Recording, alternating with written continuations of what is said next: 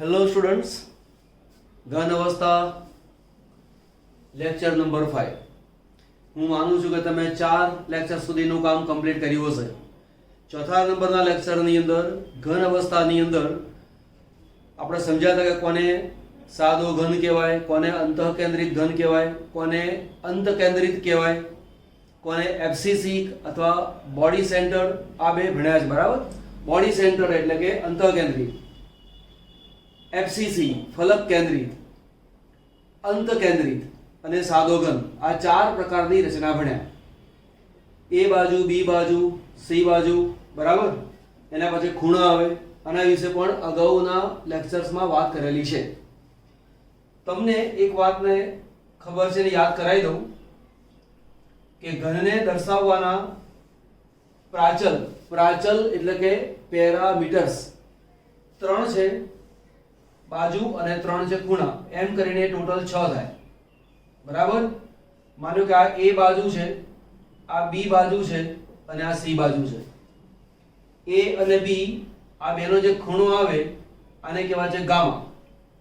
બી અને સી એની વચ્ચેનો ખૂણો છે આલ્ફા, અને સી અને એ વચ્ચેનો જે ખૂણો છે એ છે આલ્ફા, બીટા અને ગામા. હવે એ 3 ખૂણાઓ બદલાય, બાજુની લંબાઈ બદલાય તો રચનાઓ બદલાય. ટોટલ 7 પ્રકારની પ્રણાલી બને.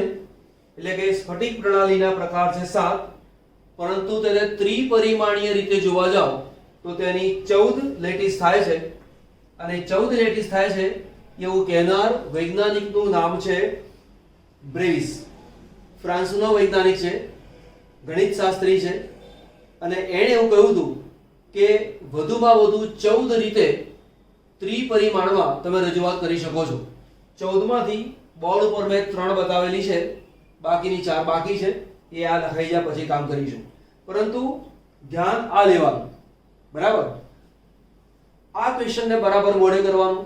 કોઈ પણ સંજોગોમાં આ જે કોઠો છે એ તમને પાક્કો મોડે હોવો જોઈએ. તમે કોઈ પણ એન્ટ્રન્સ એક્ઝામનું પેપર જોવા જાઓ તો મોટે ભાગે આમાંથી તમને એકાદ ક્વેશ્ચન તો જોવા મળે. તમે ગુજકેટની એક્ઝામ આપતા હો તો તેની અંદર પણ આ પ્રકારના ક્વેશ્ચન પૂછાય જ છે. એટલે એનું મહત્વ શું છે એ મેં તમને કહ્યું. તમારે તેને મોડે કરવાનું આવશે. ઓકે, ચલો ધ્યાન આપી લો. સમઘનીય રચના, એમાં કોણ કોણ આવે? આદિમ રચના, અંતઃકેન્દ્રિત રચના અને ફલક કેન્દ્રિત. શું આપ્યું છે? a બરાબર b બરાબર c.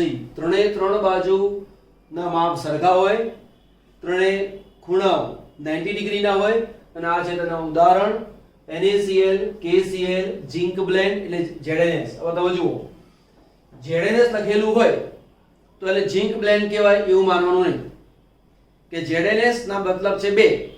એક ઝિંક બ્લેન્ડ પણ આવે અને બીજું એક છે વુર્ઝાઇટ. એની બીજી રચના છે વુર્ઝાઇટ. પણ વુર્ઝાઇટની જે રચના છે એ રચના આની અંદર આવતી નથી, એટલે આપણે એને મૂકતા નથી. અહીંયા ઝિંક બ્લેન્ડ લખેલું હોય તો સૂત્ર તેનું ZnS વિચારવાનું. આ 1 2 3 4 ઉદાહરણ છે એ આની અંદર આવે. ઓકે. ચતુષ્કોણીય, તેમાં a બરાબર b એટલે કે આ બાજુ અને આ બાજુ સરખી છે, પરંતુ આ જે c છે એ આ અને આ કરતા જુદા માપની છે. પણ બધા જ એંગલ કેટલા? 90 ડિગ્રી. એક તો છે સફેદ ટીન એટલે કે Sn. આ ટીન ધાતુ છે. બરાબર. સફેદ ટીન. પછી છે SnO2, એનું નામ નીચે લખ્યું છે ટીન ઓક્સાઇડ. TiO2 નામ લખેલું છે રૂટાઇલ. CaSO4 calcium sulphate. ઘણીવાર આપણને એવું બને SnO2 સૂત્ર મોઢે કરેલું હોય, પરંતુ તમને SnO2 એવું ના આપે, તમને એવું કે ટીન ઓક્સાઇડ માં કયા પ્રકારની રચના છે, તો આ મોઢે કરવાનું. ચલો આગળ લઈએ. ઓર્થોરોમ્બિક, એક પણ બાજુ સરખી નથી. ઓર્થોરોમ્બિકમાં એક પણ બાજુ સરખી નથી, પરંતુ આલ્ફા, બીટા, ગામા ત્રણે 3 ખૂણા કેટલા છે? 90 ડિગ્રીના છે. તો ઉદાહરણ છે રોમ્બિક સલ્ફર, પોટેશિયમ નાઇટ્રેટ, BaSO4 એટલે કે બેરિયમ સલ્ફેટ. બરાબર. હવે તમે અહીં જુઓ, અહીંયાથી અહીંયા સુધી જે 3 ભણ્યા એ ત્રણે 3 ની અંદર જે ખૂણો છે એ તો 90 ડિગ્રીનો છે. તો તમને એટલું ખબર હોવી જોઈએ કે આ 1 2 ને 3 રચના આવે તો ખૂણો તો 90 ડિગ્રીનો જ આવે. આમાં ત્રણે ત્રણ સરખા, આમાં A અને B સરખા, C સરખો નથી, જ્યારે આમાં કંઈ સરખું નથી. આવું થોડુંક માનસિક કસરત આપો એટલે તમને યાદ રહી જાય. બરાબર? આટલું સ્ક્રીનશોટ લઈ લો, પછી આપણે બાકીની 4 પ્રણાલી ભણીએ. બીજી રચના છે આપણી પાસે ષટકોણીય. એમાં આદિમ A બરાબર B not is equal to C, એટલે A બાજુ અને B બાજુ બે સરખી છે, C બાજુ સરખી નથી. આલ્ફા અને બીટા એ 90 એંગલના છે, જ્યારે ગામા છે એ 120 એંગલનો છે. એના ઉદાહરણ યાદ રાખવાના. એ પ્રમાણે રોમ્બોહેડ્રલ અથવા ત્રિકોણીય, એમાં પણ આદિમ રચના, ત્રણેય બાજુ સમાન. એ આલ્ફા બીટા અને ગામા ત્રણે ત્રણ ખૂણા સમાન માપના છે, પરંતુ તે 90 ના નથી. માનો કે આ 60 60 60 એવું હોઈ શકે, અથવા એ સિવાયનું પણ હોઈ શકે, પરંતુ ત્રણે ત્રણ ખૂણા એક સરખા માપના છે જે 90 ડિગ્રીનો નથી. ઉદાહરણમાં કેલ્સાઇટ અને HGS. ફરી આગળ મોનોક્લિનિક. મોનોક્લિનિકમાં કોણ છે? આદિમ અને અંધકેન્દ્રી. એમાં એક પણ બાજુ સરખી નથી. આલ્ફા અને ગામા 90 ડિગ્રીના છે, સમાન પણ છે, અને બીટા એ 90 ડિગ્રીનો નથી. ઉદાહરણ મોનોક્લિનિક સલ્ફર Na2SO4 10H2O. આ જે છે એને સ્ફટિક જળ કહેવાય. ત્યાર પછી ટ્રાઇક્લિનિક આદિમ.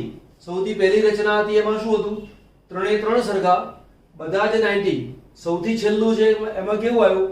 એક પણ બાજુ સરખી નહીં, એક પણ ખૂણો સરખો નહીં, અને તે 90 ડિગ્રીનો પણ નથી. 90 ડિગ્રી પણ નથી. બરાબર? એટલે ત્રણ બાજુ સરખી નથી, ત્રણ ખૂણા સરખા નથી, અને તે 90 ડિગ્રીના પણ નથી. આ તેના ઉદાહરણ થયા. આ ઉદાહરણો તમને પાક્કા મોઢે થઈ જવા જોઈએ.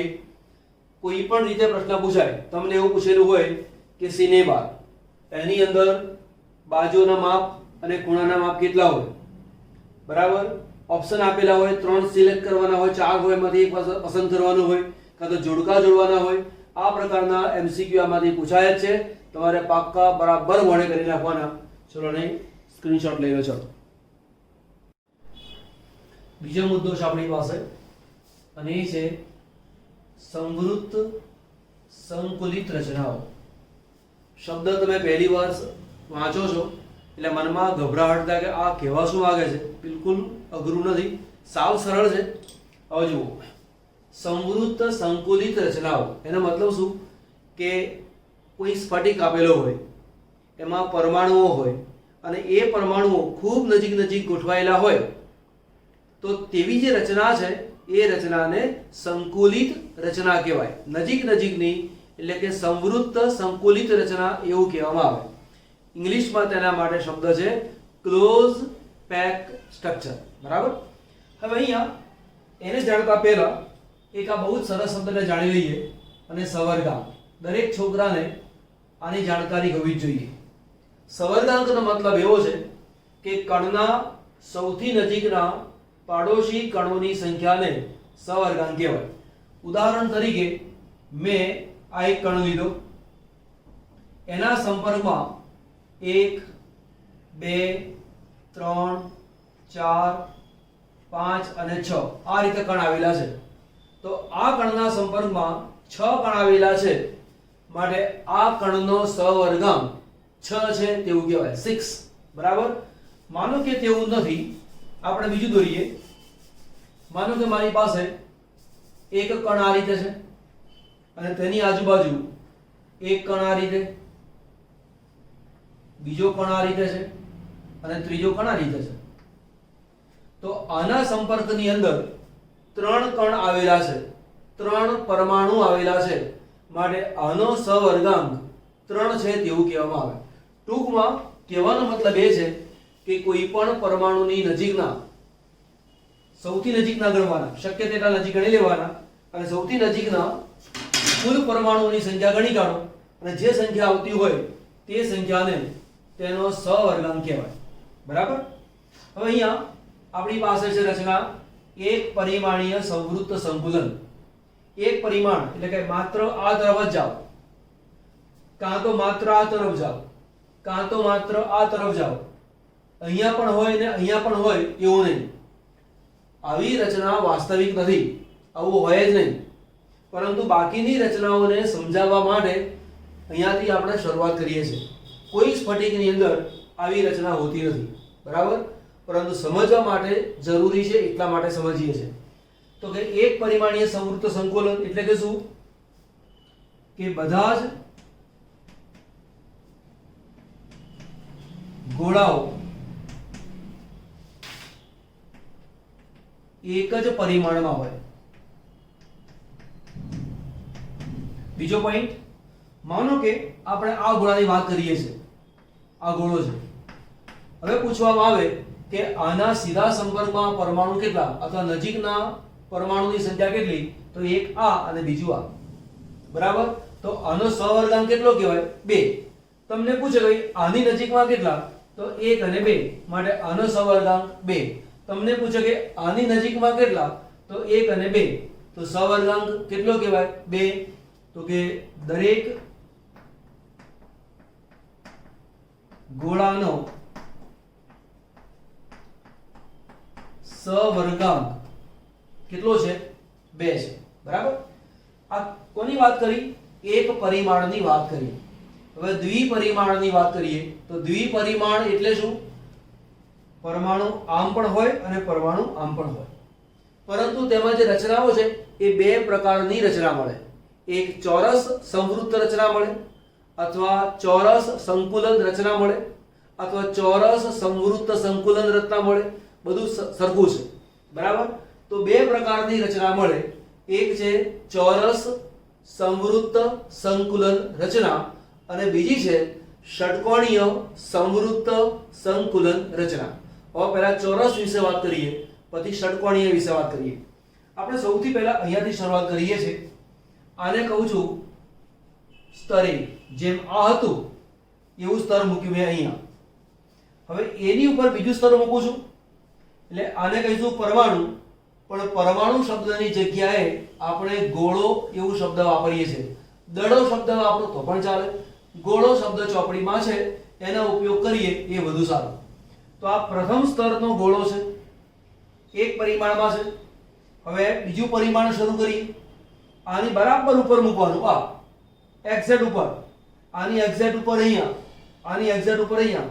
તો આ જે સ્તર B છે એ B ને B આપણે નહીં કહીએ, પરંતુ એ જ કહીશું. કેમ કે જેવી રચના આની છે એવી જ રચના આની છે, એવી જ રચના આની છે, એટલે આ સ્તર પણ કયું કહેવાય? એ સ્તર જ પણ કહેવાય. આની એક્ઝેટ ઉપર આ છે તો આને પણ શું કહેવાય? એ સ્તર કહેવાય. તો આ જે થપ્પી બની, એ જે થપ્પીનો જે પ્રકાર છે એ પ્રકારને શું કહેવાય? એ. ટૂંકમાં એક પરિમાણમાં પહેલા એક ગોળાઓને મૂકી દો, તેની પર બીજું સ્તર બનાવો. બીજા સ્તરના ગોળાને એવી રીતે મૂકો કે જે પ્રથમ ગોળાની બરાબર ઉપર આવે. ત્રીજા સ્તરને એવી રીતે મૂકો જે બીજા સ્તરના ગોળાની બરાબર ઉપર આવે. ચોથા ગોળાને એવી રીતે મૂકો કે જે એની નીચેના સ્તરના ગોળાની બરાબર ઉપર આવે. તો પહેલું સ્તર, બીજું સ્તર, ત્રીજું સ્તર, ચોથું સ્તર, બધા જ સ્તર એક સરખા જ છે. માટે તેવી થપ્પીનો જે પ્રકાર છે એ તરીકે ઓળખવામાં આવે. ક્લિયર? ઓકે. હવે તમને પૂછવામાં આવે કે આ એક પરમાણુ છે, એની સૌથી નજીકના પરમાણુની સંખ્યા કેટલી? તો એક પરમાણુ આ, બીજો પરમાણુ આ, ત્રીજો પરમાણુ આ અને ચોથો પરમાણુ આ. આની સૌથી નજીકમાં 1 2 3 અને 4 છે. આ છે, આ પણ છે, આ પણ છે, પરંતુ આનાથી દૂર છે. આપણે સૌથી નજીકના જે પરમાણુઓ છે તેને ગણતરીમાં લેવાના. તો આ કેન્દ્રને સાધી દો, આને સાધી દો, આ સાધી દો, આ સાધો. તો રચના કોને જેવી મળી? ચોરસ રચના મળી. એટલા માટે શબ્દ કયો વાપર્યો? ચોરસ સંકુલન. આ ગોળાની આજુબાજુ 1 2 3 4 સૌથી નજીકમાં છે, માટે આનો સહવર્ગાંક કેટલો કહેવાય? 4. અહીંયા તમે જુઓ, આની નજીકમાં 1 2 3 4, તો આનો સહવર્ગાંક 4. અહીંયા જુઓ 1 2 3 4, સહવર્ગાંક 4. તો અહીંયા દરેક ગોળાનો સહવર્ગાંક કેટલો આવે છે? 4. પછી બીજી રચના લઈશું, ષટકોણીય સંવૃત્ત સંકુલન. હવે અહીંયા જેમ એક સ્તર મૂકેલું છે એવું જ સ્તર અહીંયા છે. આને કહું છું આપણે A સ્તર. હવે એક ગોળાની ઉપર બીજો ગોળો મૂક્યો, અહીંયા પણ એક ગોળાની ઉપર બીજો ગોળો મૂકીએ, પરંતુ ફેર છે, એક્ઝેક્ટ આની ઉપર જ ગોળો મૂક્યો, આની એક્ઝેક્ટ ઉપર જ ગોળો મૂક્યો. જ્યારે અહીં શું છે, આ બે ગોળા છે એની વચ્ચે એક ખાડો પડ્યો છે, એ ખાડાની ઉપર એક ગોળો મૂક્યો. આ બે ગોળાની ઉપર એક ખાડો પડ્યો, એ ખાડાની અંદર એક ગોળાને ગોઠવ્યો. આ રીતે સ્તર બી બનાવ્યું. તો જેવી રચના આ છે એવી રચના આ નથી. તમે જુઓ, આ અને આ બધા એક જ લાઈનમાં આવે છે, જ્યારે આની લાઈન હટી ગઈ, બાજુમાં જતી રહી. માટે આ જે સ્તર છે એ સ્તરને હું કહું છું બી સ્તર. ફરીવાર આ રીતે વિચારીએ તો આ અને આ એક જ લાઈનમાં છે, આ અને આ એક જ લાઈનમાં છે, તો આને એ સ્તર કહીશું, તો આને એ સ્તર એવું કહેવાય. આ બી છે તો આને પણ શું કહેવાય? બી જ કહેવાય. ફરીવાર પહેલા એક પરિમાણની રચના મૂકી દીધી, બધા ગોળાઓને ગોઠવી દીધા, એની પર બી સ્તર મૂકવાનું છે. પણ બી સ્તરને મૂકવાનું કેવી રીતે? પહેલા સ્તરના જે ગોળાઓ છે એના ખાડાની અંદર બી સ્તરના ગોળાને મૂકો, આ બેના ખાડાની અંદર બી સ્તરના ગોળાને મૂકો. તો એ સ્તર અને બી સ્તર બંને જુદા છે, માટે આને એ કહ્યું, આને બી કહ્યું. હવે બી સ્તરનો જે ખાડો પડે એની પર ફરી એક ગોળો મૂકો, આ બી સ્તર છે એનો જે ખાડો પડે એની પર ફરી એક ગોળો મૂકો. તો આ ગોળો એક જ લાઈનમાં છે, એક સરખા છે. આ અને આ એક જ લાઈનમાં છે, માટે થપ્પીનો પ્રકાર કયો કહેવાય? એબી એબી એબી એબી એબી. એટલે સ્તરનો પ્રકાર એબી એબી એબી અથવા થપ્પીનો પ્રકાર એબી એબી એબી છે એવું કહેવામાં આવે. ઓકે, અહીંયા માનો કે આ ગોળ તમારી પાસે છે, એની નજીકમાં અન્ય ગોળાઓની સંખ્યા કેટલી? તો તમે ગણો.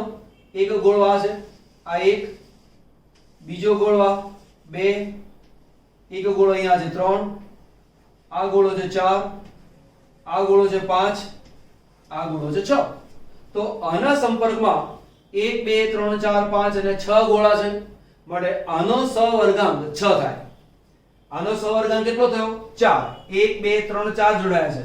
આનો સહવર્ગાંક કેટલો? 1 અને 2. આનો સહવર્ગાંક કેટલો? 6. હવે એક કામ કરીએ આપણે, આનું કેન્દ્ર, આ દરેકના કેન્દ્રને તમે સાધી દો. તો આ સાધી દીધું, આ સાધ્યું, આ સાધ્યું, આ સાધ્યું અને આ સાધ્યું. તો ષટકોણની રચના મળી. તો માટે આને કહીશું ષટકોણીય સંવૃત્ત સંકુલન. બરાબર? એક બીજી વાત, આ બે ગોળાની ઉપર આ એક ગોળો મૂક્યો, આ બે ગોળાની ઉપર એક ગોળો છે વિચારો, અને અહીંયા એક ગોળાની ઉપર બે ગોળા છે તેવું વિચારો. થોડીક વાર સ્ક્રીનશોટ લઈ લો, તમારાને ભૂસી નાખવું છે. ઓકે, લઈ લીધો સ્ક્રીનશોટ? ઓકે, આગળ ભૂસી નાખું છું.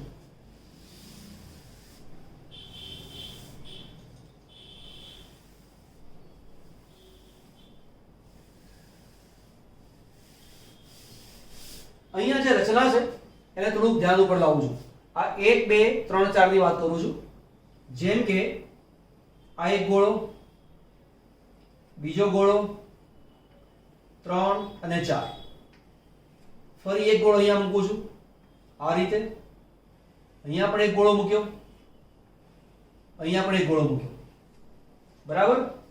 હવે આ જે રચના છે એ ત્રિકોણીય રચના છે. આ જે રચના છે એ કેવી છે? ત્રિકોણીય રચના. અને આ જે છે એ પણ ત્રિકોણીય રચના છે.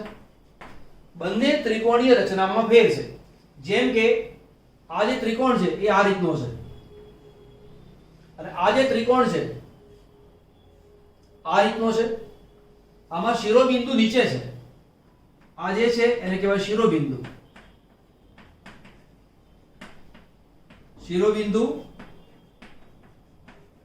નીચે તરફ, અહીંયા શિરોબિંદુ ઉપર તરફ છે. ટૂંકમાં ષટકોણીય રચના જ્યારે તમે બનાવો છો તો એ સ્તરની ઉપર બી સ્તર જ્યારે મૂકો છો તો બે પ્રકારના ત્રિકોણ રચાય છે. એમાં એક પ્રકારનો ત્રિકોણ એવો છે કે જેમાં શિરોબિંદુ નીચેની તરફ છે અને બીજા પ્રકારનો ત્રિકોણ એવો છે કે જેમાં શિરોબિંદુ ઉપરની તરફ છે. હું માનું છું કે આ વસ્તુ તમને 100% સમજ પડી ગઈ હશે. બરાબર. કયું પરિમાણ લીધું? એક પરિમાણીય રચના, પછી દ્વિપરિમાણીય રચના, હવે આવે ત્રિપરિમાણીય રચના. હવે ત્રિપરિમાણ એટલે શું? આ એક સ્તર, આ એક આપણે પરિમાણ, આ બીજું પરિમાણ, ત્રીજું પરિમાણ કેવું આવે? આ રીતે આવે. તો એ પરિમાણને મારે સમજવું હોય તો પછી સમજાવીશું. પહેલા આ કામ કરી લો. બરાબર. એક સ્ક્રીનશોટ લઈ લો. હવે આપણે ત્રિપરિમાણીય રચનાને ભણીએ. સમચોરસ દ્વિપરિમાણીય રચનામાંથી ત્રિપરિમાણીય રચના. આ સમચોરસ દ્વિપરિમાણીય રચના છે, હમણાં જ ભણ્યા. આ જે સ્તર A છે, આ એક પરિમાણ, એની પર બીજું સ્તર મૂક્યું એ દ્વિપરિમાણ, એટલે એક પરિમાણ આ, બીજું પરિમાણ આ. બીજા સ્તરને મૂક્યું છે કેવી રીતે? પહેલા સ્તરનો જે ગોળો છે એની બરાબર ઉપર બીજો ગોળો મૂકેલો હોય એવી રીતે છે. હવે ત્રીજા પરિમાણની વાત કરીએ તો આની પાછળ એક પરમાણુ છે, જેમ કે એક પરમાણુ અહીંયા છે, આની પાછળ એક પરમાણુ છે, એને આ રીતે વિચારો. આ પરમાણુની પાછળ એક પરમાણુ છે, એ પરમાણુને આ રીતે વિચારો. આની પાછળ પરમાણુ છે જે આપણને દેખાતો નથી. એ જ પ્રમાણે આની પાછળ એક ફરી પરમાણુ છે. તો આપણે આવું વિચારી શકીએ આ રીતે, એક પરમાણુ આ બાજુ, આની પાછળ એક પરમાણુ આ રીતે. આવા અનેક પરમાણુ આવ્યા જ કરે.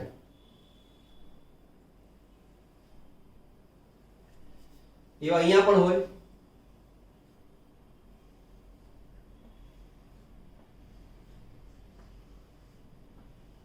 આવી રીતે બને. તો દ્વિપરિમાણમાંથી ત્રિપરિમાણમાં આપણે તેને ફેરવ્યું. હવે એક કામ કરીએ, આમાંથી આપણે આને અલગ જોઈ લઈએ.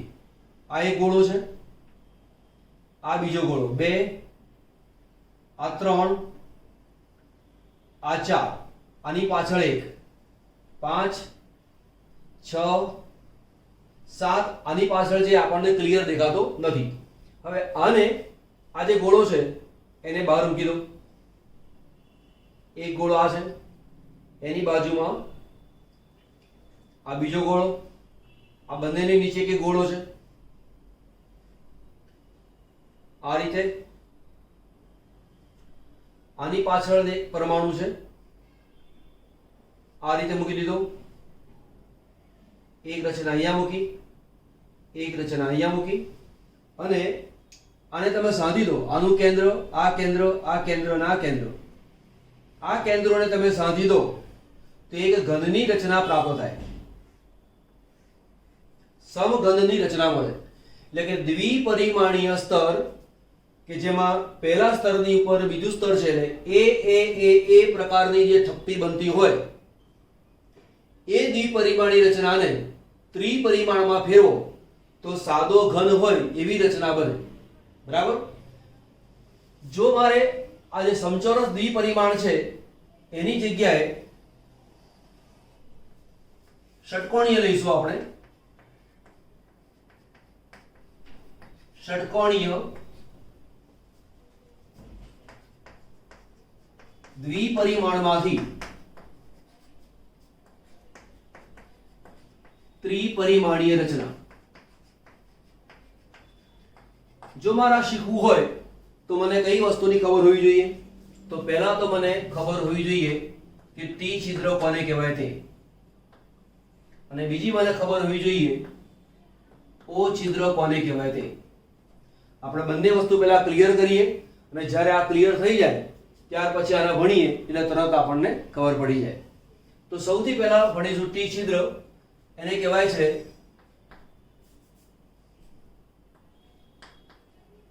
ટેટ્રાહેડ્રલ વોઇડ, એટલે કે ચતુષ્ફલકીય છિદ્ર. હવે ચતુષ્ફલકીય છિદ્ર છે શું? આપણે એક કામ કરી લઈએ. માનો કે મારી પાસે આ એક પરમાણુ છે, બીજો પરમાણુ અહીંયા છે, બે, એક પરમાણુ આ બેની બિલકુલ પાછળ છે, તો આ ત્રીજો પરમાણુ અહીંયા આવ્યો. જેમ કે મારી પાસે 3 દડા હોય, 1 2 ને 3, 3 દડાને એક સાથે મેં જોડેલા છે. ત્રણે 3 દડા એકબીજાને સ્પર્શેલા છે. આ દડો આ બંનેને સ્પર્શેલો છે, આ દડો આ બંને સ્પર્શેલો છે. હવે આ 1 2 ને 3 એની વચ્ચે એક ખાડો ઉત્પન્ન થાય. ખાડા માટે ચોપડીમાં શબ્દ વાપર્યો છે અવનમન. હવે આ 3 ની ઉપર એક બીજો ગોળો મૂકી દઈએ, 1 2 3 એની પર ચોથો પરમાણુ મૂકી દઈએ, તો આ 1 2 3 અને 4 એની વચ્ચે એક જગ્યા ઉત્પન્ન થાય. આ જે જગ્યા છે, ખાલી જગ્યા, એને કહેવામાં આવે છે ટી છિદ્ર. એને શું કહેવું? ટી છિદ્ર એ રીતે કહેવામાં આવે. તો તને ટી છિદ્ર એવું કેમ કહીએ છે? તો આપણે થોડું વધારે ડિટેલમાં જઈએ. આનું કેન્દ્ર અને પાછલું કેન્દ્ર એને વિચારો. માનો કે આ જે ગોળો છે એનું કેન્દ્ર અહીંયા છે, આ ગોળાનું કેન્દ્ર અહીંયા છે. બે, આ પાછલો ગોળો છે એનું કેન્દ્ર અહીંયા છે. આને સાધી દો. આ જે ઉપર છે એનું કેન્દ્ર અહીંયા છે. હવે શું કરીએ? હું રેખાઓને સાધું છું, તો આને આ પ્રમાણે સાધ્યું તો એક પાસાવાળી રચના મળી. એક પાસું, બરાબર? પાસું એટલે કે ફલક. પછી 1 2 અને 3 એને સાધી દઈએ તો અહીં આપણને જુદા જુદા 4 ફલક મળે. કેવી રીતે?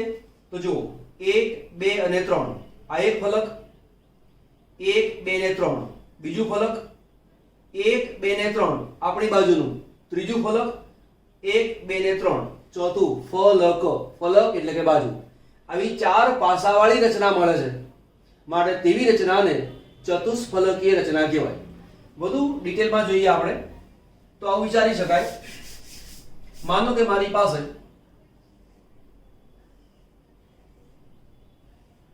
આ એક ઘન છે. એ ઘનમાં એક પરમાણુ આ બાજુ છે, એક પરમાણુ આ બાજુ છે, એટલે સામસામેના ખૂણા ઉપર આ બે જગ્યાએ નથી. જ્યાં નથી ત્યાં એક પરમાણુ અહીંયા વિચારો, એક પરમાણુ અહીંયા વિચારો, બરાબર? તો 1 2 3 અને 4 પરમાણુ મૂક્યા. ફરીવાર સમજો કેવી રીતે. આ જે ઘન છે એ ઘનના ઉપરના બે ખૂણામાં સામસામેની બાજુએ એક એક પરમાણુ મૂક્યો. પછી આ જગ્યાએ અને આ જગ્યાએ પરમાણુને મૂકવાનો નહીં, પણ અહીંયા નથી મૂક્યો એની જગ્યાએ અહીંયા, અહીંયા નથી મૂક્યો એની જગ્યાએ અહીંયા. હવે આ રચના અને આ રચનાને સરખાવીએ. જેમ અહીંયા 1 2 ને 3 પરમાણુ છે એમ અહીંયા 1 2 ને 3 પરમાણુ છે. જેમ કે આ જે બે પરમાણુ છે એ આ છે, આ પાછલો જે પરમાણુ છે તે આ છે, અને આ જે ચોથો પરમાણુ છે એ આ છે. તો આ 1 2 3 અને 4 એ બેની વચ્ચે જે જગ્યા ઉત્પન્ન થાય એ જગ્યાને કહેવાય છે ટી છિદ્ર. 1 2 3 અને 4 એની વચ્ચે જે જગ્યા ઉત્પન્ન થાય, ખાલી જગ્યા ઉત્પન્ન થાય, એને કહેવાય છે ચતુષ્ફલકીય છિદ્ર. ઓકે, આપણે પેન વડે દર્શાવીએ એટલે હજુ વધુ સ્પષ્ટતાથી ખબર પડે. આપણે આવું વિચારીશું. જેમ કે આ અને આ, બરાબર? તો દર્શાવું છું આ રીતે, એક આ રીતે. આ જે ભાગ છે એ આ છે, આ જે છે એ આ જગ્યાએ છે. આ જે ટી છે આ જ્યાં મેં પેન પકડી છે ત્યાં. ત્યાર પછી એક આ રીતે છે અને બીજું મારી પાસે છે આ રીતે. જો આ એક તમે રચના તમે જુઓ, ઘનનો ખૂણો એક આ ખૂણો, આને સામેનો ખૂણો, એક આ નીચેનો ખૂણો અને નીચેનો ખૂણો. આ જે મેં ઢાંકણ બતાવેલું છે એ જે ઢાંકણ છે એને પરમાણુ માનો, અને જ્યાં મેં પેન પકડેલી છે એને ખાલી જગ્યા માનો. ખ્યાલ આવી ગયો? જેમ કે આ 1 2 3 4, તો આ બાજુથી આ બાજુ ગયું એટલે આપણે આ માનો, આ બાજુથી આ બાજુ ગયું. પછી આ બાજુ જાય છે તો એક આ બાજુ છે, આ બાજુ છે તો અહીંયા છે, બરાબર? હવે આને હું ફેરવીને તમારી સામે મૂકી દઉં છું. આ રીતે મૂક્યું. આ જે રચના છે એ રચનાને ચતુષ્ફલકીય રચના કહેવાય. તો ચતુષ્ફલકીય રચના કેમ કહેવાય? એક સાદી વાત સમજાવો. માનો કે મારે એક પુઠ્ઠું ચોંટાડવું છે, તો આવું કરીશ. આ 1 2 અને 3 એટલે આમ ત્રિકોણ આકારનું એક હું અહીંયા પુઠ્ઠું ચોંટાડું છું. એવું જ એક ત્રિકોણ આકારનું પુઠ્ઠું અહીંયા ચોંટાડું છું. એટલે એક પુઠ્ઠું અહીંયા ચોંટે, બીજું પુઠ્ઠું અહીંયા ચોંટે, ત્રીજું પુઠ્ઠું અહીંયા ચોંટે અને ચોથું પુઠ્ઠું અહીંયા ચોંટે. તો 4 પુઠ્ઠા ચોંટે, 4 પાસાવાળી રચના મળે. 4 એટલે ટેટ્રા, પાસું એટલે હેડ્રલ.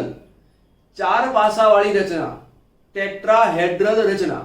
તો આ પ્રકારની જે રચના છે એ રચનાને ટેટ્રાહેડ્રલ રચના કહેવાય. જેમ કે આ 1 2 ને 3, બરાબર. તમે આમ વિચારો તો પણ ચાલે. આ એક પરમાણુનું કેન્દ્ર, આ એક પરમાણુનું કેન્દ્ર.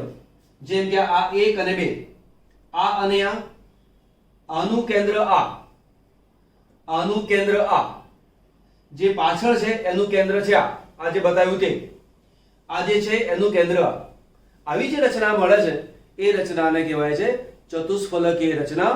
અને ચતુષ્ફલકીય રચનાની અંદર જે છિદ્ર ઉત્પન્ન થાય છે તે છિદ્રને ટી છિદ્ર તરીકે ઓળખવામાં આવે છે. ક્લિયર? ઓકે. ત્યાર પછી આપણી પાસે છે ઓ છિદ્ર. ઓ છિદ્ર એવું કેમ? તો કે ઓક્ટાહેડ્રલ, ઓક્ટાહેડ્રલ રચના, બરાબર, અથવા ઓક્ટાહેડ્રલ વોઇડ. વોઇડ એટલે છિદ્ર. એને કહેવાય છે અષ્ટફલકીય છિદ્ર. હવે અષ્ટફલકીય છિદ્ર એટલે શું? અષ્ટ એટલે કે 8, પાસું એટલે કે ફલક, 8 ફલક વાળી રચના એને કહેવામાં આવે છે અષ્ટફલકીય રચના. એક ઉદાહરણ તમને આપું. ઉદાહરણ તરીકે મારી પાસે આ એક પ્લેટ છે, બરાબર. આ પ્લેટમાં આ એક પરમાણુ અહીંયા, બીજો પરમાણુ અહીંયા, ત્રીજો પરમાણુ આ ખૂણા પર, ચોથો પરમાણુ આ ખૂણા પર, પાંચમો અહીંયા અને છઠ્ઠો અહીંયા. ફરીવાર આ એક સમતલ છે. એ સમતલમાં 1 2 3 4, આ 4 જગ્યાએ એક એક પરમાણુ છે. પાંચમો પરમાણુ અહીંયા છે અને છઠ્ઠો પરમાણુ નીચે છે. આ 6 પરમાણુની મેં રચના બતાવી. આપણે બોર્ડ ઉપર તેને દોરીએ કે 6 કેવી રીતે છે તે. જેમ કે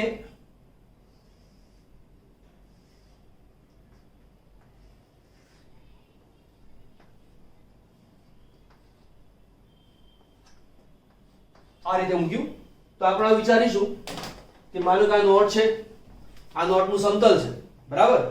આ 1 2 3 4, તો આ જે છે એ આ ખૂણો છે, આ જે છે એ આ ખૂણો છે, આ છે તે આ ખૂણો છે અને આ છે તે આ ખૂણો છે. એટલે 1 2 3 4 થયા. આ પાંચમું છે એ આ જગ્યાએ છે અને આ જે છઠ્ઠું છે એ આ જગ્યાએ છે. તો 1 2 3 4 5 અને 6, આ 6 પરમાણુઓને મેં ગોઠવ્યા. હવે હું શું કરું છું? એક આ આઉટલાઈન આપી દઉં છું. આ એક સમતલ બન્યું. હવે આ સમતલમાં આ 1 2 ને 3 એને સાધી દઉં છું આ રીતે, અને આ પાછલી બાજુ. તો એક પાસું બન્યું, બરાબર. પછી આ 1 2 ને 3 એને સાધી દીધું, એક નવું પાસું મળ્યું. આ જે પાછલી લાઈન છે એને આપણે થોડી ઝાંખી બનાવી દઈએ એટલે ખબર પડે કે આ લાઈન પાછલી છે. એક પાસું પાછળ, એક પાસું અહીંયા, 2, એક પાસું આ બાજુ, 3, એટલે આ 1 પાછલી સાઈડે, 2 બાજુમાં, 3 અને એક આપણી બાજુ છે તે. કયું? આ રીતે. તો 4 પાસા ઉપર બન્યા. તો એવી જ રીતે 4 પાસા નીચે બને, 8 પાસા, અને આ જે જગ્યા પડે એ છિદ્ર છે. તો 8 પાસા ધરાવતું છિદ્ર એને કહેવાય છે અષ્ટફલકીય છિદ્ર, બરાબર. હવે આ જે છે એને શું કહેવાય? ટી છિદ્ર. ટી છિદ્ર એના સંપર્કમાં પરમાણુઓ કેટલા? 1 2 3 અને 4 પરમાણુ. તો કહેવાય ટી છિદ્રમાં સવર્ગાંક કેટલો? मतलब टी छिद्र नो सवर्गांक 4. आ ओ छिद्र છે O છિદ્રના સંપર્કમાં પરમાણુ કેટલા? 1 2 3 4 5 અને 6 માટે કહી શકાય O છિદ્રનો સવર્ગાંક 6.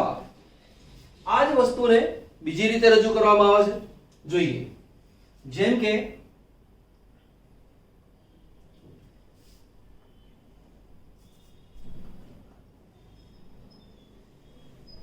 એક પરમાણુ અહીંયા છે, બીજો પરમાણુ અહીંયા, 2,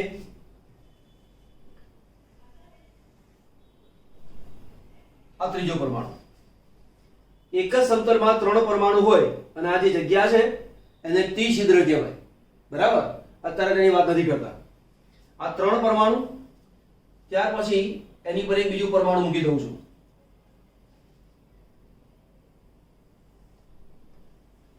એક પરમાણુ અહીંયા મૂક્યો,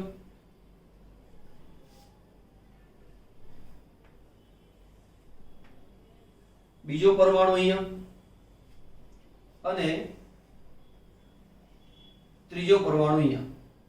તો આ 1 2 3 અને પાછલા 3 6 પરમાણુ એની વચ્ચે જે જગ્યા ઉત્પન્ન થાય, આ જે જગ્યા છે એને કહેવામાં આવે છે O છિદ્ર.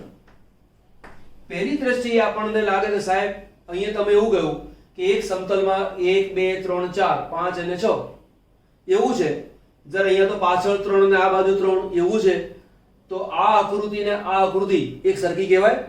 તો એક સરખી જ આકૃતિ છે, પણ આપણે સમજાવવું જોઈએ કે આકૃતિ સરખી કેવી રીતે છે તે. બરાબર? એકદમ ધ્યાન રાખજો. આ બાજુ હું જે કામ કરું છું તેની પર બરાબર ધ્યાન આપવાનું. આ નીચેનું વ્હાઈટ ચોક છે એ નીચેનું સમતલ છે. આની પર અને આની પર બીજો જે પરમાણુ મૂક્યો એટલે આ ભાગ દબાઈ જાય, દેખાય નહીં આપણને, એને ભૂસી નાખો. બરાબર? એ જ પ્રમાણે આને ભૂસી નાખો, આને હટાવી દીધું. એ જ પ્રમાણે આ રચના આપણે હટાવી દીધી. તો મારી પાસે 3 પરમાણુ પાછળ છે અને 3 પરમાણુ મારી બાજુ છે. બરાબર? હવે આપણી જોવાની જે દ્રષ્ટિ છે એ થોડી ચેન્જ કરી લઈએ. આપણે વિચારીએ આ જે પરમાણુ છે આ એ આ છે, એનું કેન્દ્ર આ છે. આ જે પરમાણુ છે એ આ છે, 2. આ જે પરમાણુ છે એ આ છે. આ જે પરમાણુ છે એ આનું કેન્દ્ર છે અહીંયા આ રીતે. બરાબર? આ જે પરમાણુ છે એ આ છે અને આ જે પરમાણુ છે એ આ છે. હવે તમે જુઓ, આ રીતે તમે સાધી દો, એક આ રીતે સાધો, આવી રચના બનાવો. ત્યાર પછી એક પાસાવાળી રચના 4 પાસા ઉપર બન્યા, 4 પાસા નીચે બન્યા. તો આ જે રચના છે સહેજ હું આમ ફેરવી દઉં તો રચના આના જેવી જ બની જાય. તો આને શું કહેવાય છે? O છિદ્ર. તો O છિદ્રને સમજવા માટે આવું વિચારીશું. એક સમતલમાં 4 પરમાણુ છે. આ 4 પરમાણુની ઉપર ઉપલા સમતલમાં 1 પરમાણુ, નીચેના સમતલમાં 1 પરમાણુ, ટોટલ 6 પરમાણુ થયા. એ 6 પરમાણુઓની વચ્ચે જે અવકાશ ઉત્પન્ન થાય, જે છિદ્ર ઉત્પન્ન થાય, તે છિદ્રને O છિદ્ર તરીકે ઓળખવામાં આવે. O છિદ્રનો સવર્ગાંક કેટલો હોય? 6. 1 2 3 4 5 અને 6. તો આ પ્રમાણે દર્શાવો તો પણ ખબર પડે, આ પ્રમાણે દર્શાવો તો પણ ખબર પડે. આપણને ફિગર એકદમ કમ્પ્લીટ આવડતી હોવી જોઈએ. ઓકે? આને નોંધ કરી લો છો. હવે લઈશું આપણે ષટકોણીય દ્વિપરિમાણીય રચનામાંથી ત્રિપરિમાણીય રચના. હમણાં જ ભણ્યા હતા આપણે. ષટકોણીય દ્વિપરિમાણીય રચનામાં શું કરતા હતા? પહેલા એક સ્તર મૂકો, પછી આ 1 અને 2 એ જે પરમાણુ છે એનો જે ખાડો પડે એની અંદર આ બીજો પરમાણુ મૂક્યો, એટલે કે AB, ફરી AB, sorry AB AB AB આવા સ્તર બને. હવે એક કામ કરીએ આપણે, આ જે સ્તરો મૂકીએ છે એને હવે આમ જે વિચારીએ છે એની જગ્યાએ આખા સ્તરને હું આમ કરી દઉં છું. જેમ કે હું તમને એક ઉદાહરણ બતાવું. આ જે રચના છે એને આપણે વિચારીએ, આ A સ્તર, પછી આ B સ્તર, ફરી એ સ્તર અને બી સ્તર. પણ હવે હું આખી રચનાને આમ વિચાર દઉં તો આ આખું જે સ્તર છે એ મારા પાસે એ સ્તર જ ગણવાનું. જેમ આ લાઈન છે, આ એ છે, એની પર આ બી છે, એની પર આ એ છે, એની પર બી છે. પણ આ તો કેવું છે, એ આની પર આ મૂક્યું, આની પર આ મૂક્યું, આની પર આ મૂક્યું, એવી જોઈએ છે ત્યારે. પણ ધારો કે હું આખા સમતલને આડું કરી દઉં તો મારા માટે આ સમતલ એ કહેવાય. હવે એની પર મારે બીજો પરમાણુ મૂકવાનો છે, એ સમતલ મારા માટે બી બનશે. બરાબર? તે એક કામ કરીએ. પહેલા અહીંયા આ જે સમતલ છે એ મેં આડું કરી નાખ્યું અને એની પર મારે બીજો પરમાણુ મૂકવાનો છે. એટલે હવે હું આ એબી જે છે એ હું મૂકતો નથી. આ જે આખું જે સ્તર છે એ સ્તરને હું એ સ્તર તરીકે ઓળખું છું. હવે એની પર મારે બીજો એક પરમાણુ મૂકવાનો છે. બરાબર? આ 3 ડાયમેન્શન વસ્તુ છે, ત્રિપરિમાણીય વસ્તુ છે અને ત્રિપરિમાણીય માટે તમારી જો થિંકિંગ છે એ પણ ત્રિપરિમાણીય હોવું જોઈએ. જો ત્રિપરિમાણીય થિંકિંગ તમે ના રાખતા હો, ના સમજ હોય તો આ સમજવામાં તમને મુશ્કેલી પડે. ત્રિપરિમાણીય રીતે વિચારતા થોડું શીખવું પડે. બરાબર? એકદમ મોડેલથી શીખવાડો તો ખબર પડે, પણ મોડેલ બી પરફેક્ટ નથી હોતા. છતાંય તમે યુટ્યુબની અંદર કોઈક વાર સર્ચ કરીને જોઈ જજો કે HCP રચના શું છે અને FCC રચના શું છે અને એનું એનિમેશન જોઈ જોજો તો કદાચ ખ્યાલ વધારે આવે. અહીંયા તો મારો ભરપૂર પ્રયત્ન કરું છું કે સમજ પડે છે. બરાબર? હવે જુઓ, પહેલા હું કોઈ પણ એક બલ્બ લઉં છું. આ 1, 2 ને 3. બરાબર? એને દોર્યું મેં. આ 1, 2 ને 3. હવે હું એક સ્તર અહીંયા મૂકી દઉં છું આ જગ્યાએ. તો આની પર મેં બીજો પરમાણુ મૂકી દીધો. હમણાં જ ભણ્યા હતા 1, 2 ને 3. એની પર ચોથો પરમાણુ મૂકી દઈએ તો છિદ્ર કયું બને? ટી છિદ્ર. તો એનો મતલબ એવો થયો કે આ છિદ્ર કયું છે? ટી છિદ્ર છે. પણ માનો કે હું 1, 2 ને 3 એનો જે ખાડો છે એની ઉપર પરમાણુને મૂકતો નથી, એની જગ્યાએ હું આની પર મૂકી દઉં છું તો પછી ટી છિદ્ર આ બને. એટલે કાં તો આ બને કાં તો આ બને. તો એ રીતે તમે જોવા જાઓ તો કોઈ પણ ટી છિદ્ર બનવાની શક્યતા દર્શાવે છે. આ બધા જ મેં ટી લખી નાખ્યું. આ બધા જ ટી છિદ્રો છે. મારી વાતને બરાબર સમજો. આ બધા મેં ટી છિદ્રો લખી નાખ્યા. ક્યારે? જો આ 1, 2 ને 3 એની પર જો પરમાણુ મૂકું તો આ મારા માટે ટી થાય. 1, 2 ને 3 એની પર જો પરમાણુ મૂકી દઉં તો આ ટી થાય. બરાબર? હવે એક કામ કરું છું, આ જે એ સ્તર છે એની પર એક બીજું સ્તર બી મૂકી દઉં છું. એટલે કે મેં બીજું સ્તર આ મૂકી દીધું. આ જે ગોળો છે એ છે સ્તર 2, સ્તર છે બી. હવે જ્યારે આ બી મૂકું છું તો આ ટી છિદ્ર મારા માટે ઢંકાઈ ગયો. બરાબર? એ જ પ્રમાણે 1, 2 ને 3 એની પર મારે આવો પરમાણુ મૂકવો પડે. કેમ કે આ 1, 2 ને 3 એની પર હું જ્યારે પરમાણુ મૂકું છું તો આ જગ્યાએ પરમાણુ મૂકવાની મારી પાસે જગ્યા રહેતી નથી. બરાબર? એટલે મારે બીજો પરમાણુ ક્યાં મૂકવો પડે? બીજો પરમાણુ મૂકવો પડે આ રીતે.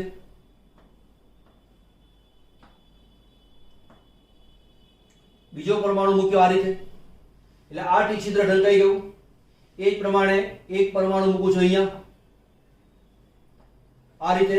તો હવે આ ટી છિદ્રને હું ટી છિદ્ર નહીં કહું. આ ટી છિદ્ર ઢંકાઈ ગયું. અહીંનું ટી છિદ્ર ઢંકાઈ જાય, આનું ટી છિદ્ર ઢંકાઈ જાય. તો એવું કહેવાય કે સમતલ A ની ઉપર સમતલ B મૂકીએ છીએ અને સમતલ B ને એવી રીતે મૂકીએ છીએ કે નીચેના ટી છિદ્ર ઢંકાય. તો આ ટી છિદ્ર ઢંકાઈ ગયું, આ ટી છિદ્ર ઢંકાઈ ગયું. પછી અહીંયા મૂકી દો તો આ ટી છિદ્ર ઢંકાઈ જાય, આ નહીં ઢંકાય, આ નહીં ઢંકાય. તો જે ઢંકાતું નથી એને આપણે ટી તરીકે મૂકતા નથી. એક ફરી પરમાણુ મૂકી દઈએ આ બાજુ આ રીતે. ફરી એક પરમાણુ મૂકી દઉં છું અહીંયા આ રીતે. હવે મારે પરમાણુ મૂકવો હોય તો આ અહીંયા નહીં આવી શકે, આ જગ્યાએ આવશે 1 2 ને 3 એને ઢાંકતું એક બીજું સ્તર. આ રીતે આ ટી છિદ્ર ઢંકાઈ ગયું. બરાબર. ફરીવાર એક સ્તર છે અહીંયા, આ ટી છિદ્ર ઢંકાઈ ગયું. પડી ખબર? અહીંયા મૂકો તો આ ટી છિદ્ર ઢંકાઈ ગયું. તો જે ટી છિદ્ર ઢંકાતું નથી એને કાઢી નાખો. આ ઢંકાઈ ગયું, આ ટી છિદ્ર ખુલ્લું રહી ગયું, આ રીતે આ ખુલ્લું રહી ગયું. બરાબર. એને મૂકી દો, કાઢી નાખો. તમે વિચારી શકો 1 2 અને 3 એની ઉપર આ જે સ્તરો મૂકો છો એટલે આ ભાગ દેખાતો બંધ થઈ ગયો. બરાબર. એ પ્રમાણે અહીંયા પણ આ ભાગ દેખાતો બંધ થઈ ગયો, એ પ્રમાણે અહીંયા પણ આ ભાગ દેખાતો બંધ થઈ ગયો. તો એક ફિગર તમારા માટે બહુ જ ફાઇન તૈયાર થાય, ખબર પડે કે આ રચના કેવી બને છે તે. આપણે બધા જ ટી છિદ્રોને ઢાંકી દીધા. આને હટાવી દો. બધા પૂરા નથી કરતા, આટલું મૂક્યું છે આપણે. હવે તમે જુઓ, સ્તર એ ની ઉપર સ્તર જ્યારે બી મૂકવામાં આવે છે તો સ્તર એ ના બધા જ ટી છિદ્રો ઢંકાઈ જાય છે. એક સુધારી લઈએ આપણે. હમણાં હું બોલ્યો હતો કે એ સ્તરની ઉપર બી સ્તર મૂકી દઈએ તો બધા જ ટી છિદ્રો ઢંકાઈ જાય. ના, અમુક ટી છિદ્રો ઢંકાય, અમુક ટી છિદ્ર ખુલ્લા રહે. જેમ કે આ એ સ્તર છે, આ ટી છિદ્ર, આ ટી છિદ્ર, આ ટી છિદ્ર, ટી છિદ્ર, ટી છિદ્ર આ રીતે છે. હવે જો હું આ રીતે રચના મૂકી દઉં તો આ ટી છિદ્ર ઢંકાઈ જાય. બરાબર. આ મૂકી દઈએ, આ ટી છિદ્ર ઢંકાઈ જાય. આ રીતે મૂક્યો તો આ ટી છિદ્ર ઢંકાઈ જાય. પરંતુ આ જે ટી છિદ્ર છે એ ઢંકાતું નથી. એટલે કે સમતલ એ ની ઉપર સમતલ બી મૂકવામાં આવે તો કેટલાક ટી છિદ્ર ઢંકાઈ જાય અને કેટલાક ટી છિદ્ર ખુલ્લા રહે. જે ખુલ્લા રહે છે એ પાછળથી ઓ છિદ્રની અંદર કન્વર્ટ થઈ જતા હોય છે. જુઓ, આ જે છે તે એની વાત કરી લઈએ. બાજુમાં જોઈ લઈએ. અહીંયા આ પરમાણુ છે, બીજો પરમાણુ અહીંયા છે, ફરી એક પરમાણુ અહીંયા છે, ફરી એક પરમાણુ અહીંયા છે. જેવી રીતે આ ટી છિદ્ર ઢંકાઈ ગયું, આ ટી છિદ્ર ઢંકાઈ ગયું અને આ ઢંકાઈ ગયું. આપણે આવું કામ કર્યું. પણ કદાચ તમને યાદ હશે થોડાક ટાઈમ પહેલા જ, હમણાં જ ભણ્યા હતા આપણે, એક ફિગર છે અષ્ટફલકીય છિદ્રની. એક સમતલમાં 3 પરમાણુ આવેલા હોય, એની ઉપર બીજા 3 પરમાણુ મૂકી દઈએ. ત્યારબાદ આને આપણે કાઢી નાખો, આને કાઢી નાખો અને આને કાઢી નાખો. એવું કરવા ગયા તો જે છિદ્ર બને છે એ છિદ્ર કયું બન્યું? ઓ છિદ્ર.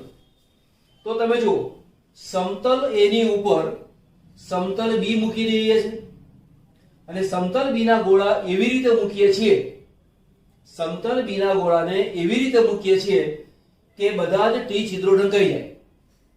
હવે આ 1 2 ને 3 એટલે કે આ 1 2 ને 3 એવું વિચારો. પાછલા જે પરમાણુ છે આવું વિચારો ને પાછલા જે પરમાણુ છે 1 2 અને પાછળ દેખાતું નથી તે 1 2 અને 3. આ જે સમતલ એ નો પરમાણુ, આ જે સમતલ બી નો પરમાણુ, અહીંયા ટી છિદ્ર હતું, અહીંયા ટી છિદ્ર હતું, અહીંયા ટી છિદ્ર હતું.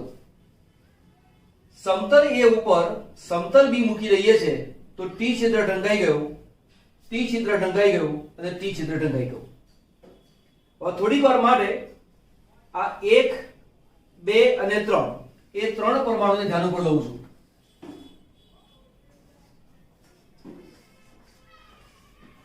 કયા લીધા? આ 1, આ 2 અને 3. આ જે છિદ્ર છે કયું છે? ટી છિદ્ર. હવે આ 1 2 ને 3 લઉં છું. 1 2 અને 3. આકૃતિમાં જુઓ, નીચે 2 પરમાણુ છે, ઉપર 1 પરમાણુ છે. નીચે 1 પરમાણુ છે, અહીંયા 2 પરમાણુ છે. તો 1 2 અને 3 એ પાછલું સ્તર છે, એનું ટી છિદ્ર આ છે. 1 2 અને 3 એ આ બાજુનું સ્તર છે, એ ટી છિદ્ર આ છે. આને આની પર મૂકી દઈએ, આને આની પર મૂકી દઈએ એટલે કે એ સ્તરની ઉપર બી સ્તર મૂકી દઈએ છીએ તો આ ટી છિદ્રની ઉપર આ ટી છિદ્ર આવી જાય છે. એટલે કે એક ટી છિદ્રની ઉપર બીજા ટી છિદ્રને મૂકીએ છીએ એટલે કે એક ટી છિદ્ર ઉપર બીજા ટી છિદ્રને અધ્યારોપિત કરીએ છીએ. એક ઉપર મૂકવું, બીજું એને કહેવાય છે અધ્યારોપિત કરવું. હવે અધ્યારોપિત કરવા જાઓ છો તો પૂરેપૂરી બંધ બેસતી રચના મળતી નથી. પૂરેપૂરી બંધ બેસતી રચના જોવા ક્યારે મળે? માનો કે એક ટી છિદ્ર આ રીતે હોય અને તેની પર આવું એક બીજું ટી છિદ્ર મૂકી દો આ રીતે, તો પૂરેપૂરું અધ્યારોપિત થયું એવું કહેવાય. પણ માનો કે એક ટી છિદ્ર આ રીતે છે અને બીજું ટી છિદ્ર આ રીતે છે, તો આ પણ ટી છિદ્ર છે, આ પણ ટી છિદ્ર છે, તો આ બંને ટી છિદ્રો એકબીજા ઉપર અધ્યારોપિત થતા નથી. જો બે ટી છિદ્ર એકબીજા ઉપર પૂરેપૂરા અધ્યારોપિત થતા ન હોય, પૂરેપૂરા બંધ બેસતા ન હોય, તો આ જે છિદ્ર મળે એને કહેવાય છે ઓ છિદ્ર, આને કહેવાય છે ઓ છિદ્ર, ઓ છિદ્ર, અહીંયા પણ ઓ છિદ્ર કહેવાય, આ પણ ઓ છિદ્ર કહેવાય. આ ઓ છિદ્ર બની જશે. જેને આપણે શરૂઆતમાં ટી છિદ્ર કહેતા હતા અને ટી છિદ્ર ખુલ્લા રહી ગયા, હવે તે ટી છિદ્ર ઓ છિદ્રમાં કન્વર્ટ થાય છે એવું વિચારી શકાય. બરાબર? સૌથી પહેલા જો ફરી સમજો, આની એક વસ્તુ ફરી સમજાવું છું એટલે વધુ ક્લિયર થાય. જેમ કે આ 1 2 અને 3, 1 2 અને 3 આ પરમાણુ મૂક્યો, આ બીજો પરમાણુ મૂક્યો, આ ત્રીજો પરમાણુ મૂક્યો. જો હું આની પર પરમાણુ મૂકી દઉં તો આ ટી છિદ્ર કયું કહેવાય? આ કહેવાય. ઓકે, કયા લીધા પરમાણુ? પાછળ વાળા. હવે આ 1 2 ને 3, 1 2 ને 3, ધારો કે આની પર હું એક પરમાણુ મૂકી દઉં તો આ છિદ્ર કયું કહેવાય? ટી છિદ્ર. એક બીજી વસ્તુ સમજી લો, જેવી રીતે આ 1 2 ને 3 પરમાણુ છે એની ઉપર એક પરમાણુ મૂકી દઉં તો આ 1 2 3 અને 4, એ ચારની વચ્ચે જે છિદ્ર ઉત્પન્ન થાય એને ટી છિદ્ર કહેવાય. પણ હું આવું પણ વિચારી શકું, આ 1 2 ને 3 છે, પાછળથી એક પરમાણુ લાઈન મૂકી દો એટલે અહીંયા 1 2 3 અને પાછળથી પરમાણુ, તો પણ ચાલે. બરાબર? તો એક ટી છિદ્ર આ છે, બીજું ટી છિદ્ર આ છે. હવે આની ઉપર આનું મૂકી દઉં છું તો આ રચના મૂકું તો શું બને? આ રીતે મૂક્યું, આ દેખાતું બંધ થઈ ગયું. ફરી આ મૂક્યું, આ દેખાતું બંધ થઈ ગયું. ફરી આ રીતે મૂક્યું, આ દેખાતું બંધ થઈ ગયું. તો આ પણ ઓરિજિનલ શરૂઆતમાં ટી છિદ્ર, આ પણ ટી છિદ્ર. પાછલા ગોળાના ટી છિદ્રની ઉપર ઉપલા સ્તરના ટી છિદ્રને અધ્યારોપિત કર્યું પરંતુ બંધ બેસતી રચના મળતી નથી, તો તે સંજોગોમાં આ જે છિદ્ર મળે છે એ છિદ્રને કહેવાય છે ઓ છિદ્ર. તો હવે જે છિદ્ર બન્યા તે કયા કયા બન્યા તે જોઈ લો.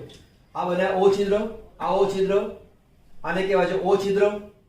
માની લો કે આપણી પાસે અહીંયા એક પરમાણુ છે, આ રીતે મૂક્યું તો આ ઢંકાઈ જશે.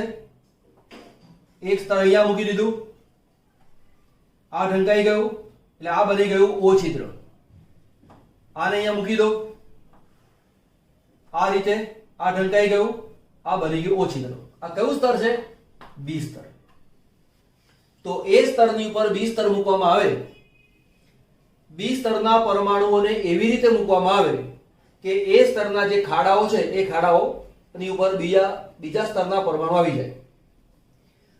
હવે ફરી થોડી વાર વિચાર લો, આ 1 2 ને 3 પરમાણુ, બરાબર? એની વચ્ચે આ જે છિદ્ર છે એને કહેવાય છે ટી છિદ્ર. 1 2 ને 3 આ ટી છિદ્ર, 1 2 ને 3 ટી છિદ્ર, 1 2 3 ટી છિદ્ર. અહીંયા પણ આ ટી છિદ્ર, અહીંયા આ ટી છિદ્ર, અહીંયા ટી છિદ્ર, અહીંયા ટી છિદ્ર. આ દેખાતું બંધ થઈ ગયું, આ ઓ છિદ્ર છે. આ દેખાતું બંધ થઈ ગયું, અહીંયા ટી છિદ્ર હોય, અહીંયા મૂકી દો આ રીતે, આ ભૂસી નાખો, આ ટી છિદ્ર અહીંયા મૂકી દો તો અહીંયા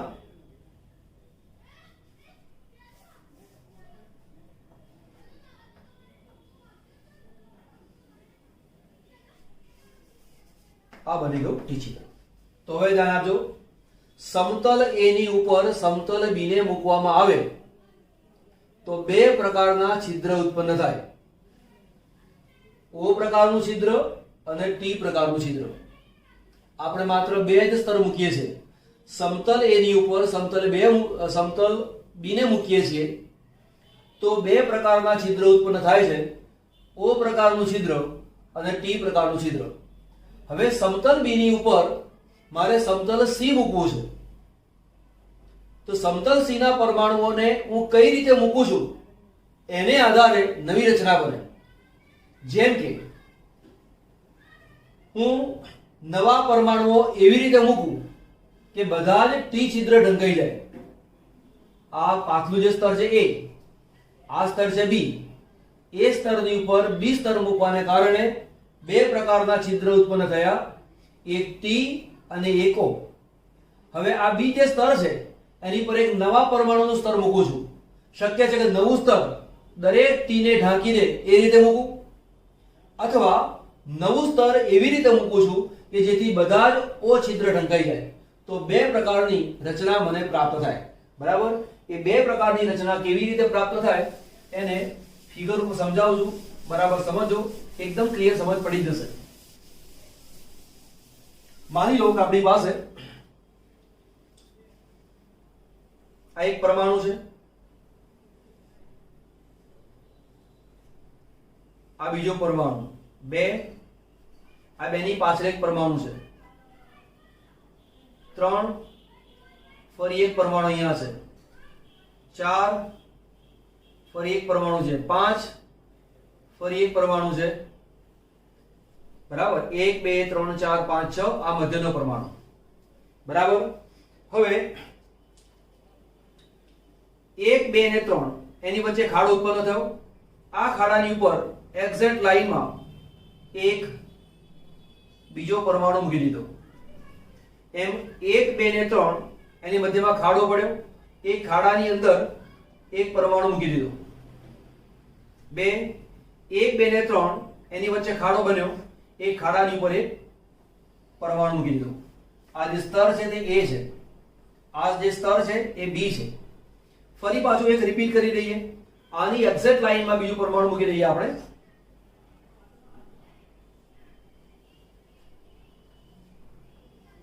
આ રીતે,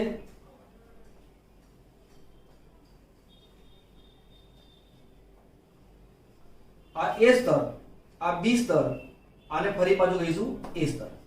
તો રચના કઈ બની ગઈ? એબી રચના। આ પ્રકારની રચનાને HCP રચના કહેવાય। કઈ રચના? HCP રચના। HCP રચના એટલે શું? તો કે હેક્સાગોનલ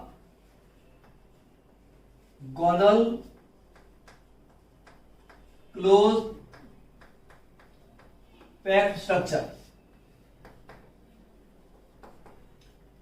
હેક્સાગોનલ ક્લોઝ પેક્ડ સ્ટ્રક્ચર, આ જ વસ્તુને અહીંયા શબ્દ વાપરો છે હેક્સાગોનલ, તો 6 ખૂણાની રચનાની વાત થઈ, તો આપણે સમજો કે કેવી રીતે બને છે તે। આને એક નવી ફિગરમાં બનાવું છું,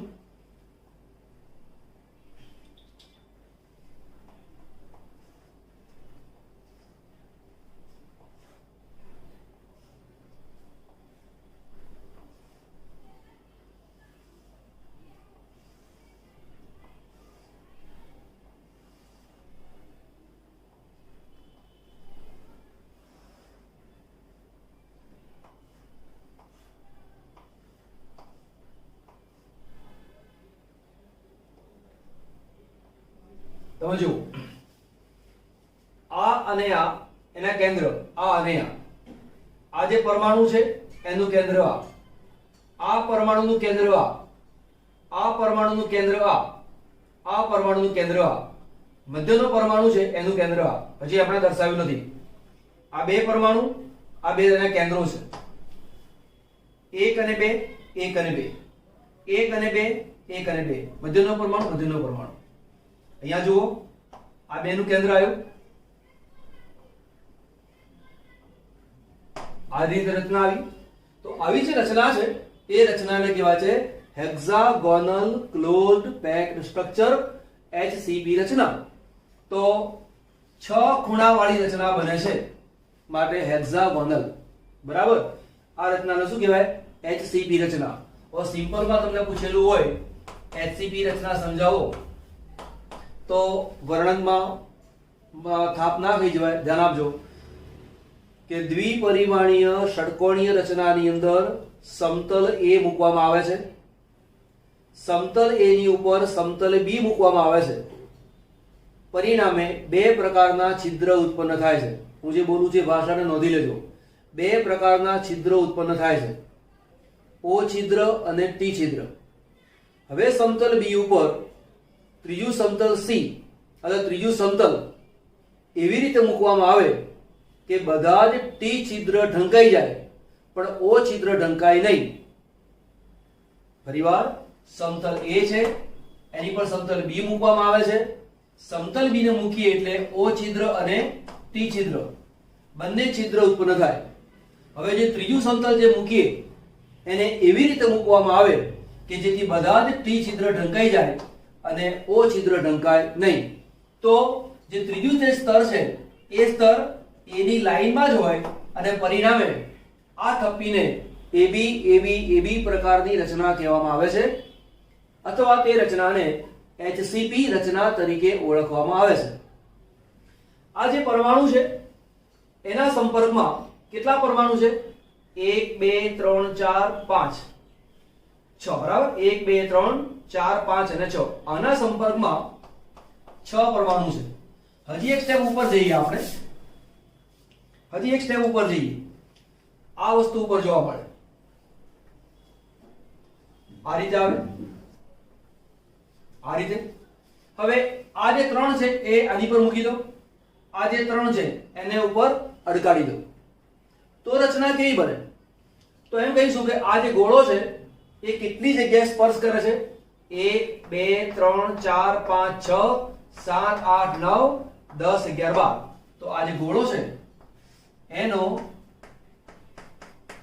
સવર્ગાંક છે 12. બરાબર. પણ તમને એમ જ પૂછે એક જ સમતલમાં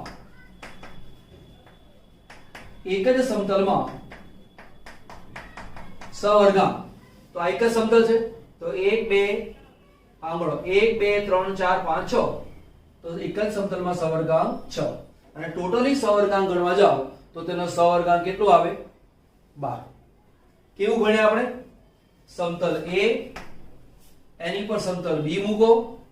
સમતલ B મૂકવાથી બે પ્રકારના છિદ્ર ઉત્પન્ન થાય, T પ્રકારનું છિદ્ર અને O પ્રકારનું છિદ્ર. હવે ત્રીજું સ્તર મૂકવાનું છે એને એવી રીતે મૂકો કે બધા જ T છિદ્ર ઢંકાઈ જાય પરંતુ O છિદ્ર ઢંકાય નહીં. તો જે ત્રીજું સ્તર બને છે એ A સ્તરની લાઈનમાં જ હોય માટે આવા સ્તરને AB AB AB સ્તર તરીકે ઓળખવામાં આવે છે. એની ફિગર આ છે, એની ફિગર આ છે. તમે આ ફિગર દોરવા જાઓ તો બહુ સરળતાથી સમજ પડશે નહીં. દોરી શકો તો સારું છે, એટલા રાઉન્ડ દોરવા પડે, આ વધુ સરળતાથી સમજી શકાય. બરાબર. અને નોંધ કરી લો. ત્યાર પછી આપણે નવો પોઈન્ટ ભણીએ છીએ અને એમાં એવું છે કે જે ત્રીજું સ્તર છે એમાં શું કર્યું આપણે? ત્રીજા સ્તરને એવી રીતે મૂકો કે જેથી T છિદ્ર ઢંકાય. પણ હવે એક જુદું કામ કરીએ છીએ. ત્રીજા સ્તરને એવી રીતે મૂકો કે T છિદ્ર ઢંકાય નહીં પરંતુ કોણ ઢંકાઈ જાય? O છિદ્ર ઢંકાઈ જાય. એટલે કે મારે જો ત્રીજું સ્તર મૂકવાનું હોય અને જો ત્રીજા સ્તરના ગોળાને હું આ જગ્યાએ મૂકી દઉં, આ T છે એની પર મૂકી દઉં, આ જે T છે એની પર મૂકી દઉં તો O છિદ્ર ખુલ્લું રહે. આ સંજોગોમાં રચના છે એ આ રીતે આવે. પણ માનો કે એવું કરતો નથી, એવું નથી કરતો. પણ જે ત્રીજું સ્તર છે એને ક્યાં મૂકવાનું? તો કે જે O છિદ્ર છે એની પર મૂકી દેવાનું. આની પર મૂકી દો આ રીતે. આને કાઢી નાખો. આ O છે એની પર મૂકી દો, આને કાઢી નાખો. આ O છે એની પર મૂકી દો, આ રીતે મૂકો. તો સૌથી પહેલું આ જે સ્તર છે આ A સ્તર છે, આ જે સ્તર છે એ B સ્તર છે અને આ જે છે એ કયું છે? સ્થિર સ્તર. તો A B C ત્રણ સ્તર તમને અલગ અલગ જોવા મળે. એક ક્ષણ માટે આનો સ્ક્રીનશોટ લઈ લો, કેમ કે આ જ ફિગર તમારે જુદી રીતે બતાવી છે. લઈ લો સ્ક્રીનશોટ. ઓકે, હવે નવું ભણાવું તમને આમાંથી.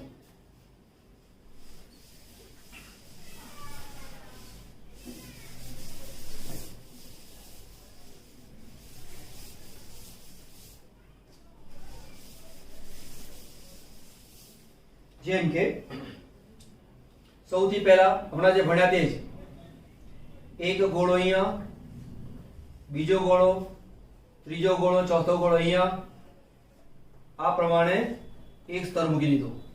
આની લાઈનમાં એક પરમાણુ અહીંયા, આની લાઈનમાં એક પરમાણુ અહીંયા, 2 1 2 ને 3, એની પાછળ એક અહીંયા આવશે 3. બરાબર. હવે શું કરવાનું? બે પરમાણુ આગળ એક પરમાણુ પાછળ, એની જગ્યાએ એક પરમાણુ આગળ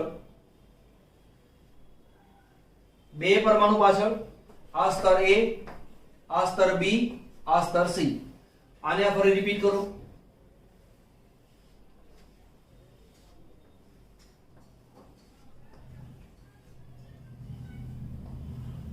બરાબર. તો આ જે રચના બની એ રચનાને કહેવાય છે FCC રચના, face centred closed packed structure. એને હમણાં બાજુમાં બતાવી હતી એવી આકૃતિ દોરવી હોય તો જો આકૃતિ દોરવાની એક પદ્ધતિ શીખવાડો. પહેલા આ 2 પોઈન્ટ મૂકી દો, પછી આ રીતે મૂકો, આ મૂકો. આ તો સરળ છે. હવેનો જે પોઈન્ટ મૂકવાનો હોય એ આની લાઈનમાં મૂકવાનો નહીં. આ જે પોઈન્ટ મૂકો અને અહીંયા મૂકો. આ જે લાઈન છે એની લાઈનમાં મૂકવાનું નહીં, અહીંયા મૂકો. બસ તમારી ફિગર મસ્ત આવશે. તો અહીંયા આને સાંધો, આને સાંધી દો, આને સાંધી દો. ફરી આ બાજુ મૂકી દીધું, આને જોડો. આ રીતે આવ્યું. મારે ફટાફટ આકૃતિ એટલા માટે દોરાય છે કે વર્ષોથી ભણાવતા હોઈએ એટલે આકૃતિ ઝડપથી આવી જાય. આ મધ્યનો પરમાણુ, આ મધ્યનો પરમાણુ. તો જુઓ 1 2 3 4 5 6, 1 2 3 4 5 6. આ મધ્યનો પરમાણુ એનું કેન્દ્ર. હવે એને જો અહીંયા છે, આ 3 મૂકી દઈએ તો શું મુકાય? આ રીતે 1 2 1 2, એક અહીંયા છે, એક અહીંયા છે. આ રીતે મૂકો તો આ રીતે મૂકવાનું. અહીંયા 2 પરમાણુ આગળ, એક પરમાણુ પાછળ. અહીંયા એક પરમાણુ આગળ, 2 પરમાણુ પાછળ. આ જે રચના છે એને FCC રચના કહેવાય અથવા તેને CCP રચના કહેવાય. આ જે રચના છે એ AG માં આ પ્રકારની રચના જોવા મળે છે. બરાબર. કોપરમાં આવી રચના જોવા મળે છે. પરંતુ આ જે રચના છે એ Zn અને Mg ની અંદર આ રચના જોવા મળે છે. તો આ ઉદાહરણને યાદ રાખવાના કે કોનામાં કઈ રચના જોવા મળે છે તે. હું માનું છું કે તમને આમાં સમજ પડી હશે જ. ત્રિપરિમાણીય રચના છે. માઇન્ડને થોડું કોન્સન્ટ્રેટ કરવું પડે. એક વખતમાં સમજ ના પડે પોઝ કરો વિડિયો, પાછા જાઓ. સમજ પડતી જાય તેમ તેમ આગળ વધતા જાઓ. જે ફિગર સમજાવે છે ફરીવાર સમજો, ફરીવાર સમજો. 2 વખત આવું કરશો એટલે તમને આખી આકૃતિ સમજ પડી જશે. પછી તમે ટેક્સ્ટ બુક વાંચજો, તમને 100% આવડી જશે. બરાબર. ઓકે. આખી રચનાની અંદર જેટલું ભણ્યા છે તેમાં વિડિયો પહેલેથી માંડીને છેક સુધી જોવાનો. ફોરવર્ડ કરતા તમે જુઓ તો આ વિડીયોમાંથી કંઈ પ્રાપ્ત થાય નહીં. જેટલું છે એને સમજતા જાઓ. નોટબુક લઈ પેન લો, નોંધ કરતા જાઓ. વિડીયો ખાસો લાંબો છે આજનો. કેટલા બધા પોઈન્ટ ક્લિયર કર્યા છે. એ બધા જ પોઈન્ટને તમારે બરાબર તૈયાર કરવાના, પાક્કું મોઢે કરવાનું. એ કરશો તો આની પછીનો જે વિડીયો છે એ તમને વધુ સરળતાથી આવડશે. એની પછીના વિડીયો પણ સરળતાથી આવડશે. પણ પાક્કું તો કરવું પડે. જો વિડીયો તમને આજનો પસંદ આવ્યો છે, લાઈકનું બટન અચૂક દબાવજો. તમને પહેલી વાર કદાચ ખબર ના પડી હોય અને તમને એમ થાય કે ના મારા લાઈકનું બટન શું કરવા દબાવવાનું, પણ પૂરેપૂરો વિડીયો ધ્યાનપૂર્વક જોયો હશે તો 100% તમે લાઈકના બટનને દબાવશો જ, એવી મારી આશા છે. Like, share and subscribe. Okay.